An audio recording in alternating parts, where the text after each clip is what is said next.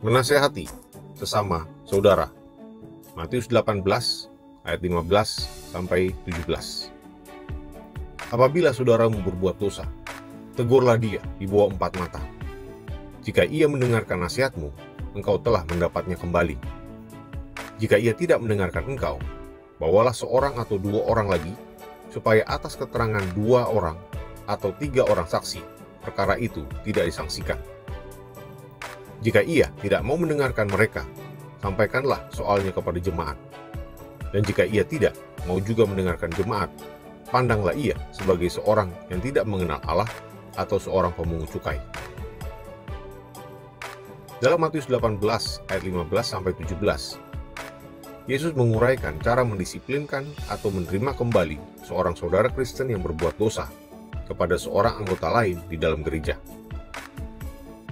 Mengabaikan ajaran Kristus ini berarti berkompromi secara rohani dan akhirnya mengakibatkan kehancuran kepada gereja sebagai umat Tuhan yang kudus. Tujuan disiplin gereja ini ialah melindungi nama baik Tuhan, menjaga kemurnian moral dan integritas ajaran gereja, serta berusaha untuk menyelamatkan anggota yang tidak patuh dan mengembalikan mereka kepada jalan yang benar. Anggota yang berdosa itu harus lebih dahulu dihadapi dan ditegur di bawah 4 mata. Apabila ia mau mendengarkan, maka ia harus diampuni. Apabila ia tidak mau mendengarkan saudara seimannya, dan setelah itu 1 atau 2 anggota lain akhirnya masih tidak mau mendengarkan jemaat, maka ia harus dianggap sebagai seorang yang tidak mengenal Allah, yaitu seorang yang bukan anggota kerajaan Tuhan, terpisah dari Kristus dan hidup di luar kasih karunia. Ia tidak berhak menjadi anggota gereja dan harus dikucilkan dari persekutuan gereja. Kebiasaan untuk menjaga kemurnian gereja ini bukan saja dilaksanakan dalam hal dosa dan kedursilaan, tapi juga dalam hal ajaran yang sesat dan ketidaksetiaan terhadap iman perjanjian baru yang asli dan mendasar.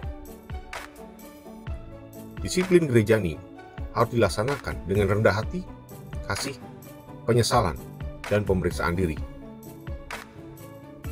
Dosa di dalam gereja yang melibatkan kebejatan seksual harus ditangani berdasarkan 1 Korintus 5 ayat 1-5 dan 2 Korintus 2 ayat 6-11.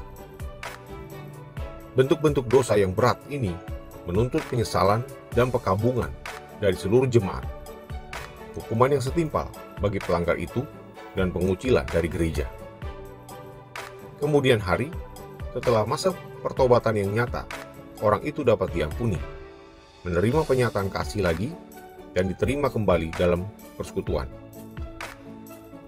Dosa seorang penatua setelah ditangani di bawah 4 mata juga harus diumumkan kepada jemaat dan dikenakan tindakan disiplin di depan umum, yaitu ditegur di depan semua orang agar yang lain itu pun takut.